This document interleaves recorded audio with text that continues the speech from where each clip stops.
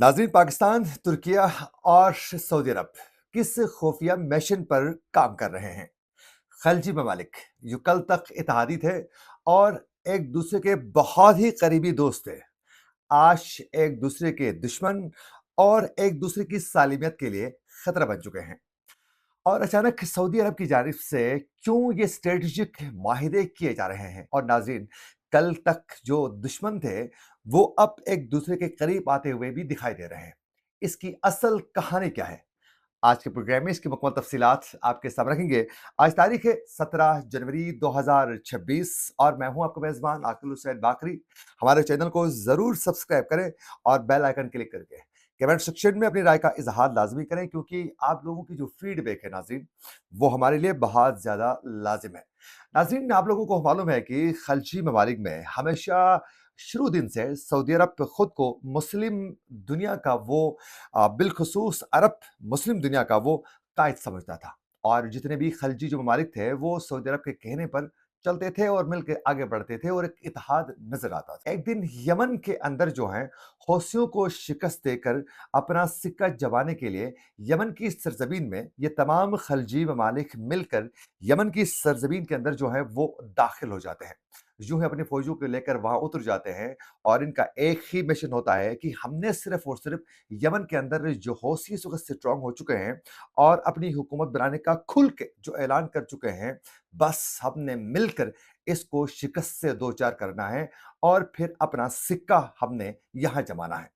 इत्तेहाद अरब के नाम पर एक फौजी इत्तेहाद कायम करके ये यमन के अंदर दाखिल हो जाते हैं। ये यमन में दाखिल होने के बाद ये हौसियों को तो उस तरीके से शिकस्त देने में कामयाब नहीं होते हैं, ना तो उनकी ताकत में कोई कमी आती है। अलबत्ता जिसको तोड़ने के लिए, जिसको ख़त्म करने के लिए ये यमन की सरज़मीन में दाखिल हो चुके थे, आखिरकार उसी यमन की सरज़मीन में 2017 तक जो है, यही जो अरब इत्तेहाद था, वो टूटते हुए, बिखरते हुए हमें दिखाई देता है। नाज़रीन, 2017 के बाद जो है हमने देखा कि कतर सबसे पहले वो इस अरब इत्तेहाद से खुद को किनारा कश करते हुए वहां से भागने में आफियत समझता है। बस फिर उसके बाद सऊदी अरब और यूएई के दरमियान ऐसी एक न खत्म होने वाली जंग शुरू होती है। उसी दिन से ही सऊदी अरब ये तय करता है कि हमारा असल अब दुश्मन जो है वो यूएई बन चुका है और सालिमियत के लिए यूएई को सऊदी अरब खतरा करार देते हुए फिर नई सबबंदी की जानिब जो है आहिस्ता आहिस्ता सऊदी अरब आगे बढ़ता जाता है। नाज़रीन, यमन के अंदर जो है, यूएई जो है, जो सदरन ट्रांजिशनल काउंसिल की हिमायत करता है और उसकी पूरी कोशिश होती है कि किसी तरीके से वो बिलखुसूस शुमाली और जनूबी एरिया में यमन के वो अपना कब्ज़ा जमाना चाहता है सदरन ट्रांजिशनल काउंसिल के ज़रिए। और उसके ज़रिए वो बंदरगाहों के साथ-साथ वो समंदरी किनारों और फिर वहाँ मौजूद मादनियात और तेल के ज़खायर पर जो है, अपना कब्ज़ा जमाना चाहता है सदरन ट्रांजिशनल काउंसिल के ज़रिए। और ये यूएई के पीछे इज़राइल का हाथ होता है और किसी तरीके से यूएई को वो यहाँ से स्ट्रॉन्ग करना चाहता था। बस उसके बाद सऊदी अरब की जानिब से यमन के जो इंटरनेशनल लेवल पर जो तस्लीम शुदा जो हुकूमत थी, उसकी हिमायत सऊदी अरब की जानिब से की जाती है।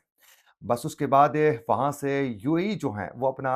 रास्ता अलग कर लेता है, अपने मफादात के तहफ़्फ़ुज़ के लिए वो आगे बढ़ता है, जबकि सऊदी अरब जो है वो यमन के अंदर ऐसी एक हुकूमत का क़याम चाहता है, जो प्रो सऊदी अरब हो, वो सऊदी अरब के कहने पर चले, उनकी मर्ज़ी से वो यमन को हमेशा की तरह आगे भी बेहतर तरीके से इसको लेके बढ़ सके। जबकि यूएई की पूरी कोशिश थी कि ये हमारे हाथ आए, यमन के 2 हिस्से बन जाएँ और एक हिस्से पर वो अपना कब्जा जमा सकें सदरन ट्रांजिशनल काउंसिल के जरिए। और फिर इसराइल की पूरी कोशिश थी कि वो सऊदी अरब के बिल्कुल ही बगल में आकर इसराइल बैठना चाहता था। यहाँ सऊदी अरब अपने लिए खौफ ये महसूस कर रहा था कि अगर यूएई के जरिए अगर यमन में इसराइल दाखिल हो जाता है, तो फिर हमारी सालिमियत जो है वो 100% खतरे में पड़ सकती है। बस उसके बाद चंद दिन पहले आप लोगों ने देखा कि जिस तरीके से सऊदी इत्तेहादी फोर्सेस की जानिब से यमन में जिस तरह बमबारी की गई और यूएई को दो टोक अंदाज में सऊदी अरब की जानिब से कहा गया कि अगर फौरी तौर पर आप इस जंग और इस खेल से फौरी तौर पर आप बाहर न निकलें, अपनी फौजों को वहां से न निकालने की सूरत में आपका वो हशर होगा जिसका आप लोगों ने तसव्वुर भी नहीं किया होगा। फिर सऊदी अरब ने यह भी कहा कि हम ये नहीं देखेंगे, बल्कि आप इसको रेड लाइन समझते हुए हम आपकी फौज के ऊपर भी बमबारी करेंगे। यूएई ने फौरी तौर पर अपनी फौजों को तो वहां से निकाला, लेकिन उसके बाद आप लोगों ने देखा कि इस वक्त यूएई एक सफ़े में नजर आ रही है, सब बंदी करते हुए। एक जानिब इस वक्त सऊदी अरब और मुस्लिम ममालिक नजर आ रहे हैं, जबकि दूसरी जानिब इस वक्त नाजरीन यूएई बहरेन के साथ मिलकर खुल के वो इसराइल के साथ अपने ताल्लुकात को वो तस्लीम करते हुए भी दिखाई दे रहे हैं। और यूं इस वक्त सऊदी अरब जो हैं वो इस वक्त अमेरिका का एक इत्तेहादी ज़रूर है, लेकिन कतर और सऊदी अरब बड़े मोहतात अंदाज में वो अमेरिका के साथ तो ताल्लुकात हैं, इत्तेहादी ज़रूर हैं, लेकिन इसराइल के मामले पर जो है, ये दोनों ममालिक बड़े मोहतात अंदाज में आगे बढ़ते हुए दिखाई दे रहे हैं। जबकि दूसरी जानिब यूएई और बहरेन जो हैं, वो इसराइल के साथ खुल के इस वक्त सामने आ चुके हैं। आप लोगों ने देखा कि सोमाली लैंड के मामले पर भी, सोमालिया के इश्यू पर जिस तरीके से यूएई और बहरीन खुल के सामने आ गए और इसराइल का साथ दिया, जबकि दूसरी जानिब सऊदी अरब समेत तमाम मुस्लिम ममालिक की जानिब से जिस तरीके से सोमाली लैंड के ऊपर जो है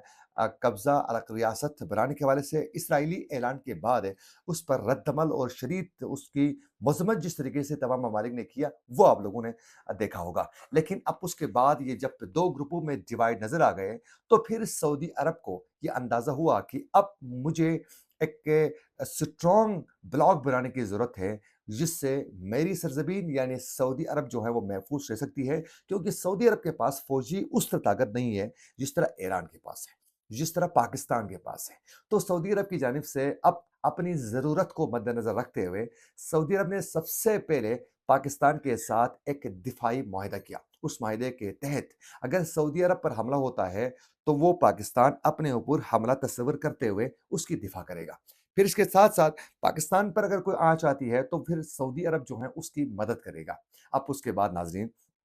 इसी ब्लॉक का हिस्सा बहुत जल्द आप लोगों को तुर्किया भी बनता हुआ दिखाई देगा, क्योंकि इस वक्त सऊदी अरब, तुर्किया और पाकिस्तान के दरमियान जो है एक स्ट्रेटेजिक माहिदा जो है वो तकरीबन हतमी मराइल पर दाखिल हो चुका है। अब उसके बाद तीनों ममालिक जो हैं वो एक ब्लॉक बन के सामने आ रहे हैं, और इस ब्लॉक में कुछ और मुस्लिम ममालिक भी हैं जो इसका हिस्सा बनना चाहते हैं, लेकिन फिलहाल वो नहीं बने हैं। इन तीन ममालिक के दरमियान अब ये जो स्ट्रेटेजिक माहिदा है वो तकरीबन हतमी मराहिल पर पहुंच चुका है। अब ये एक दूसरे की दिफा के लिए, मिलकर आगे बढ़ने के लिए बाकायदा ये 1 साल से जारी जो इस पर काम किया जा रहा था, वो हतमी मराहिल पर अब पहुंचाने में ये कामयाब भी हो चुके हैं। तो एक जानिब सऊदी अरब, तुर्किया, पाकिस्तान,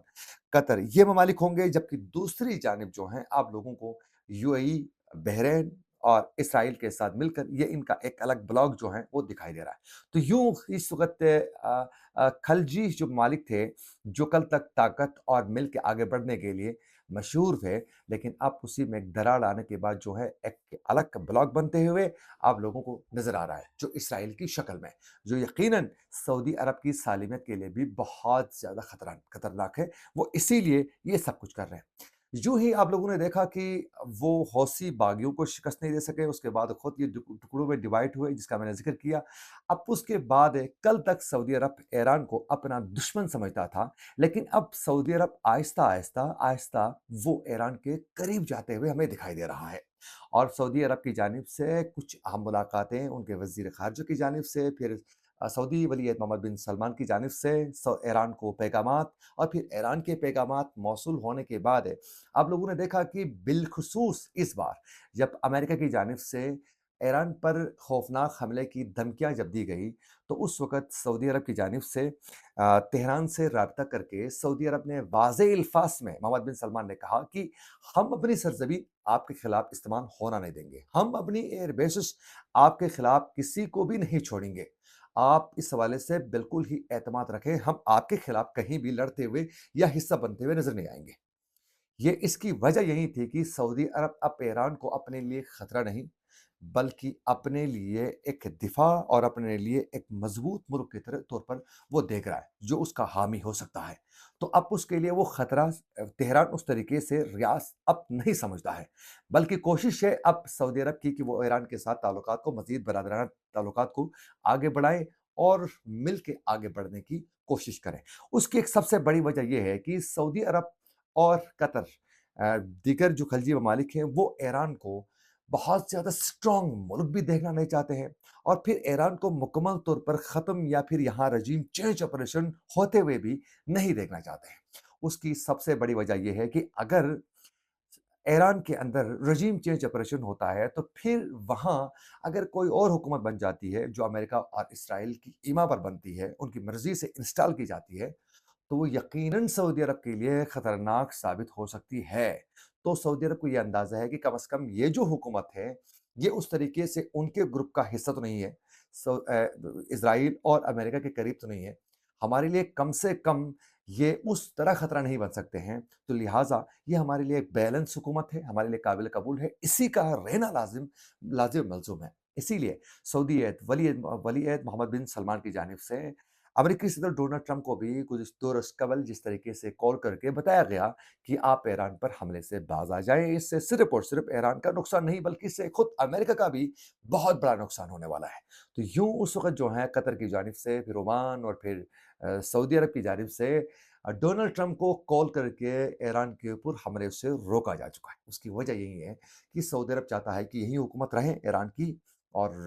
اسی نظام کو آگے بڑھنا چاہیے اور تعلقات کو مزید وہ سٹرونگ کرنا چاہتے ہیں۔ تو آئندہ آنے والے دنوں میں آپ لوگوں کو آہستہ آہستہ ایک مضبوط ایک بلاک کھل کے سامنے آتا ہوا دکھائی دے رہا ہے۔ تو یوں ناظرین، یہ تمام ممالک جس طریقے سے آگے بڑھ رہے ہیں، یہاں تو حصہ بننا چاہیے تھا، اس اسٹریٹجک معاہدے کا حصہ ایران کو بھی بننا چاہیے تھا، لیکن اس طریقے سے سعودی عرب بالخصوص ترکیہ جو ہیں وہ ایران کو اس طریقے سے اس بلاک کا حصہ بنا کر اسٹریٹجک معاہدہ اس کے ساتھ ہوتے ہوئے دیکھنا نہیں چاہتے ہیں، کیونکہ کسی حد تک تو ان کو بھی تو ان سے تھریٹ سعودی عرب سے، وہ سعودی عرب اور